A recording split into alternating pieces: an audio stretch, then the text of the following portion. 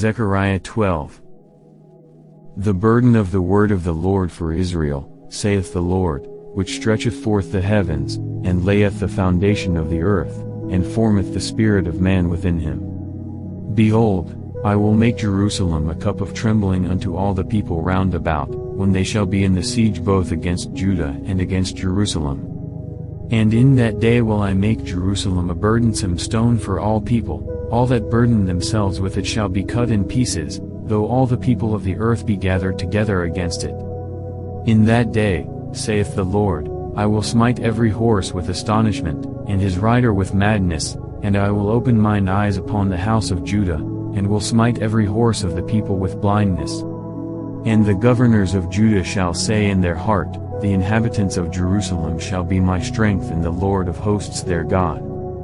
In that day will I make the governors of Judah like an hearth of fire among the wood, and like a torch of fire in a sheaf, and they shall devour all the people round about, on the right hand and on the left, and Jerusalem shall be inhabited again in her own place, even in Jerusalem.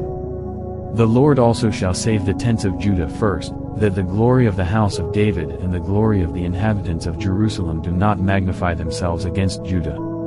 In that day shall the Lord defend the inhabitants of Jerusalem, and he that is feeble among them at that day shall be as David, and the house of David shall be as God, as the angel of the Lord before them. And it shall come to pass in that day, that I will seek to destroy all the nations that come against Jerusalem. And I will pour upon the house of David, and upon the inhabitants of Jerusalem, the spirit of grace and of supplications, and they shall look upon me whom they have pierced, and they shall mourn for him, as one mourneth for his only son, and shall be in bitterness for him, as one that is in bitterness for his firstborn. In that day shall there be a great mourning in Jerusalem, as the mourning of Hadadrimmon in the valley of Megiddon. And the land shall mourn, every family apart, the family of the house of David apart, and their wives apart, the family of the house of Nathan apart, and their wives apart. The family of the house of Levi apart, and their wives apart, the family of Shimei apart, and their wives apart. All the families that remain, every family apart, and their wives apart.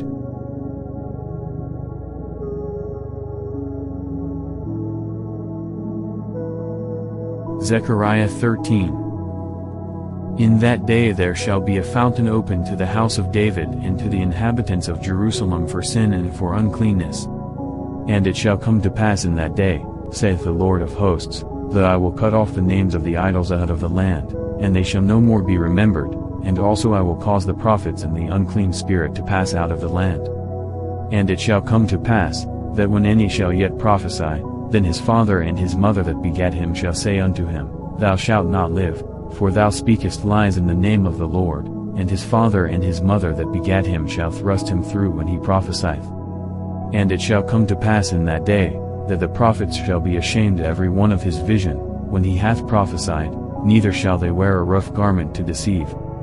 But he shall say, I am no prophet, I am an husbandman, for man taught me to keep cattle from my youth. And one shall say unto him, What are these wounds in thine hands? Then he shall answer, Those with which I was wounded in the house of my friends. Awake, O sword, against my shepherd, and against the man that is my fellow, saith the Lord of hosts, smite the shepherd, and the sheep shall be scattered, and I will turn mine hand upon the little ones. And it shall come to pass, that in all the land, saith the Lord, 2 parts therein shall be cut off and die, but the third shall be left therein. And I will bring the third part through the fire, and will refine them as silver is refined, and will try them as gold is tried. They shall call on my name, and I will hear them. I will say, It is my people, and they shall say, The Lord is my God.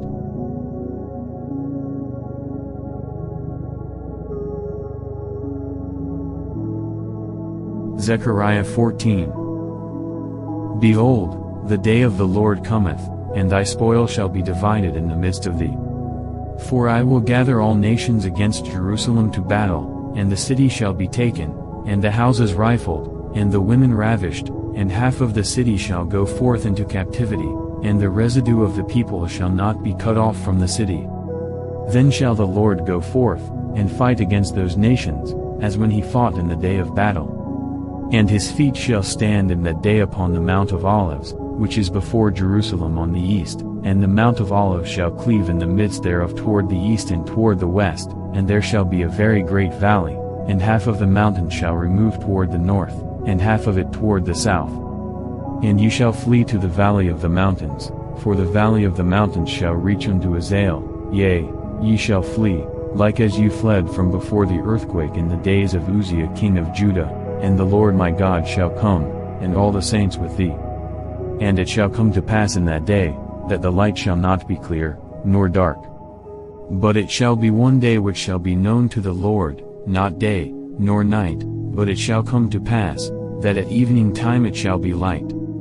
And it shall be in that day, that living waters shall go out from Jerusalem, half of them toward the former sea, and half of them toward the hinder sea, in summer and in winter shall it be.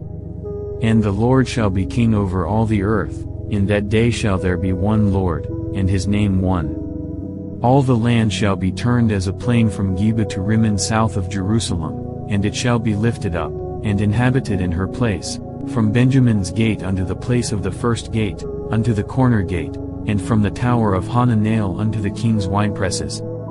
And men shall dwell in it, and there shall be no more utter destruction, but Jerusalem shall be safely inhabited.